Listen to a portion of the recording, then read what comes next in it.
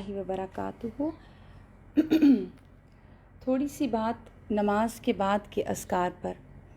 الحمدللہ ہم نماز پڑھتے ہیں، ہم نماز ادا کرتے ہیں، اور عموماً ہمارا طریقہ کیا ہوتا ہے کہ ہم سلام پھیرتے ہیں اور ہم ایک دم اچانک سے اٹھ جاتے ہیں اور نماز، اور فوراً ہی بسا اوقات اس طرح ہوتا ہے کہ فوراً ہی کوئی نہ کوئی کام ہمارے ذہن میں چل رہا ہوتا ہے، ہم نے نماز ادا کی ہوتی ہے اور جو ہی سلام پھیرتے ہیں اسی وقت کھڑے ہوتے ہیں اور چل پڑتے ہیں اور جگہ چھوڑ دیتے ہیں۔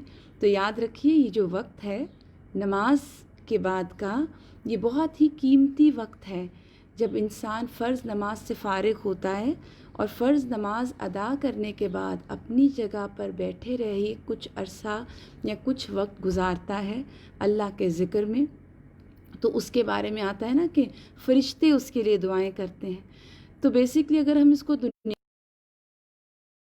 یہ مزدوری لینے کا وقت ہوتا ہے، اور مزدوری لینے کا وقت کیا مطلب؟ جب انسان کوئی محنت کرتا ہے، کوئی ایفرٹ کرتا ہے، کوئی جاب کرتا ہے، اس کے بعد اس کو جب پے لینے کا ٹائم آئے تو وہ کہے کہ نہیں، وہ مجھے چیز نہیں چاہیے، مجھے وہ اجرت نہیں چاہیے میرے عمل کی۔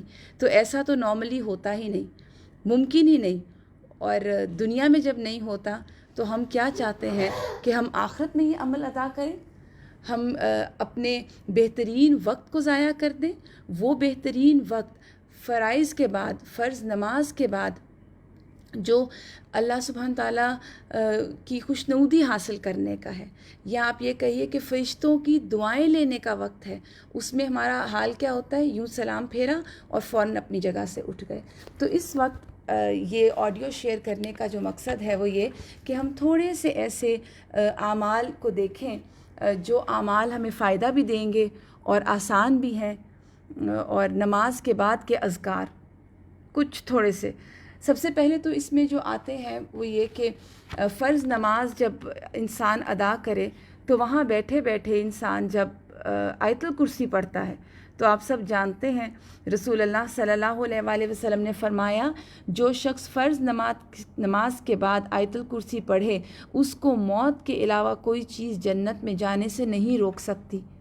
پھر اسی طرح رسول اللہ صلی اللہ علیہ وآلہ وسلم نے تاکید کس چیز کی ہے؟ سورہ اخلاص، سورہ فلق اور سورہ ناس، ایک بار اس کو پڑھنے کی۔ اور اس کا فائدہ کیا ہے؟ جیسے کہ ہم اس کو بارہا ذکر کر چکے ہیں کہ یہ تینوں جو صورتیں ہیں یہ بیسکلی دعائیں ہیں، اور یہ حفاظت کی دعاؤں میں شامل ہیں، اور آج کل کا جو پینڈیمک چل رہا ہے ہمارے ارد گرد، اس میں تو حفاظت کی اور بھی زیادہ ضرورت ہے۔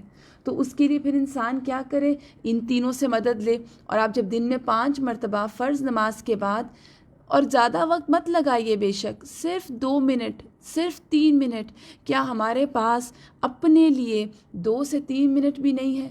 لیکن ہم اتنے زیادہ مصروف ہوتے ہیں اپنی روٹین میں کہ ادھر ہم نے سلام پھیرتے ہیں اور ادھر ہی ہم اپنی جگہ سے اٹھ جاتے ہیں، کیونکہ ہمارے بہت سارے کام جو ہیں وہ مائنڈ میں اکٹھے ہوتے ہیں نماز کے دوران۔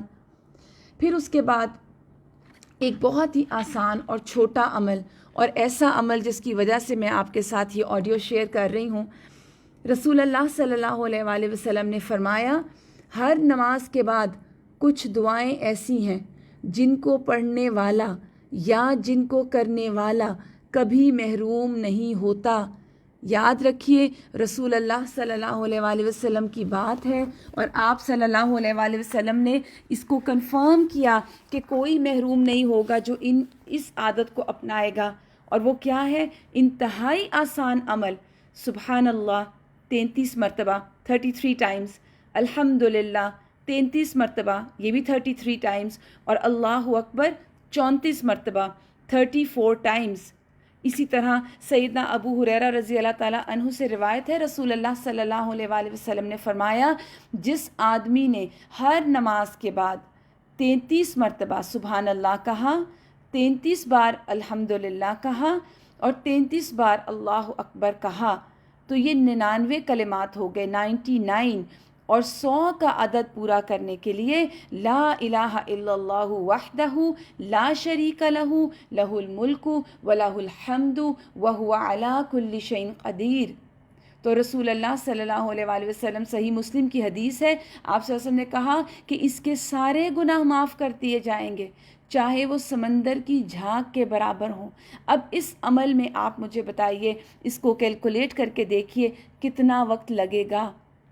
2 منٹ بھی نہیں لگتے پورے، لیکن ہمارے پاس اپنے لیے، اور آپ دیکھیے ہم نے اپنی جو پوری روٹین میں کام سنبھالے ہوئے ہیں نا، اور موسٹلی جو خواتین ہیں انہوں نے جو کام سنبھالے ہوئے ہیں، جو ذمے لیے ہوئے، وہ بچوں کے، شوہروں کے، گھروں کے، اپنے لیے وقت کہاں ہے؟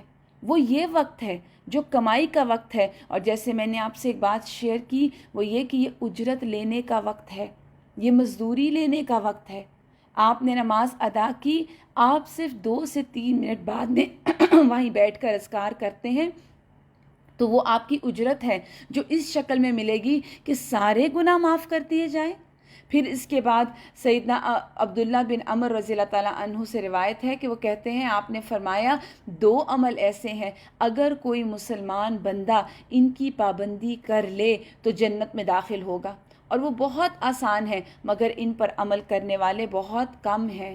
آپ دیکھیے، عمل آسان ہے لیکن شیطان نے اتنا بوجھل کر دیا، اتنا مشکل کر دیا کہ عمل کرنے والے کم ہو گئے۔ اور وہ عمل کیا ہے؟ نہایت آسان۔ آپ 33 مرتبہ نہیں پڑھ پائے، آپ 34 مرتبہ نہیں پڑھ پا رہے، آپ اس کو تسبیحات فاطمہ جو ان کو کہا جاتا ہے، اگر آپ ان کو پورا 33 مرتبہ نہیں کر پائے تو کیا بتایا گیا؟ سبحان اللہ 10 بار، الحمدللہ 10 بار، اللہ اکبر 10 بار۔ کوئی ایسا کہے تو زبان کی ادائیگی کے اعتبار سے 150 بار ہے، یعنی مجموعی طور پر جب آپ نمازوں کے بعد ان کو ادا کریں گے تو یہ 150 ہوں گے، اور ترازو میں جب رکھے جائیں گے تو 1500 ہوں گے۔ اور جب انسان سونے کلمات ہیں جن کا میں نے آپ کے سامنے ذکر کیا، یہی اگر انسان سوتے وقت ادا کرے تو اللہ اکبر 34 بار، الحمدللہ 33 بار، سبحان اللہ 33 بار۔ تو ان کے بارے میں آتا ہے زبانی طور پر یہ 100 ہے، میزان میں یہ تسبیحات 1000 ہوں گی۔ یقیناً میں نے رسول اللہ صلی اللہ علیہ وآلہ وسلم کو دیکھا، آپ صلی اللہ علیہ وآلہ وسلم انہیں اپنے ہاتھ پر شمار کرتے تھے، یعنی ہاتھوں پر ان کو کاؤنٹ کرتے تھے۔ انہوں نے صحابہ رضی اللہ تعالیٰ عنہ سے پوچھا، اے اللہ کے رسول، یہ کیسے ہے کہ یہ عمل آسان ہے مگر کرنے والے تھوڑے ہیں؟ یعنی صحابہ کرام کو بھی ہوا نا کیوروسٹی ہوئی کہ اللہ اتنا آسان عمل ہے اور کرنے والے تھوڑے۔ تو انہوں نے آپ صلی اللہ علیہ وسلم سے کویسچن کیا، تو آپ نے فرمایا وجہ کیا ہے کہ سوتے وقت کسی کے پاس شیطان آ جاتا ہے، اور اس سے پہلے کہ وہ یہ تسبیحات پوری کر لے وہ اسے سلا دیتا ہے، اور اسی طرح نماز میں شیطان آ جاتا ہے کہ بھلوا دے، کہ انسان یہ عمل نہ کر سکے۔ کیوں؟ کیونکہ اس کا ریوارڈ بہت بڑا ہے نا، اور کیوں؟ اسی لیے سلا دیتا ہے، اسی لیے شیطان آ جاتا ہے کہ انسان کو اس کام سے پہلے کوئی اور کام یاد دلا دے۔ اور اس کے بعد کیا ہوتا ہے؟ وہ فوراً ہمیں لگتا ہے او چولہے پہ کچھ پڑا تھا، وہ بچوں کے کپڑے استری ہوئے کہ نہیں، وہ بچوں نے ہوم ورک کیا کہ نہیں، وہ فلاں کام ہو رہا ہے کہ نہیں۔ یہی تو ہماری روٹینز ہیں، اور ہم فوراً اٹھتے ہیں اور وہی کام وہیں کا وہیں رہ جاتا ہے، اور اتنا پریشیس ٹائم ہمارا جو ہے وہ ضائع کروا دیتا ہے یہ شیطان۔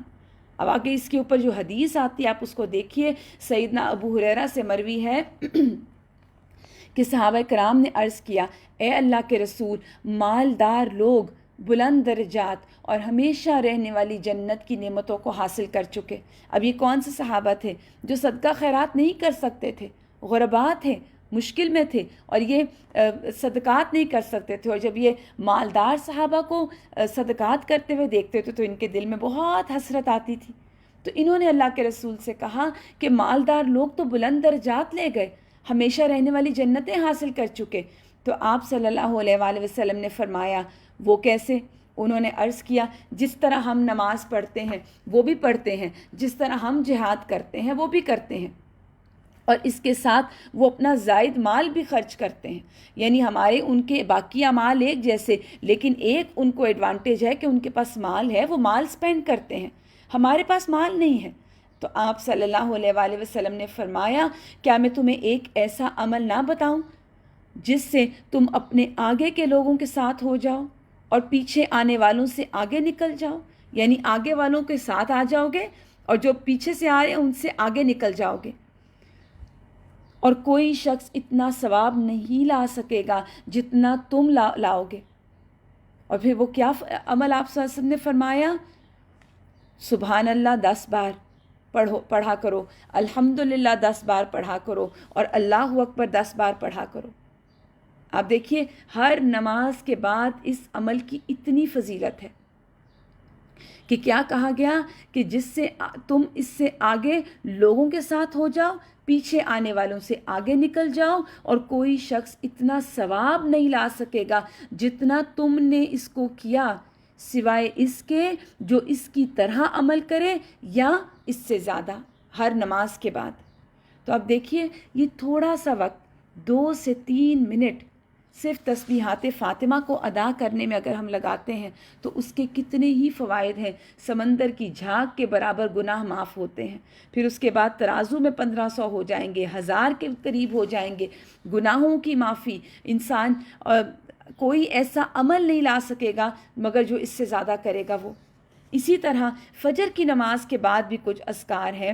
اللہم انی اسألک علما نافعا ورزقا طیبا وعملا متقبلا.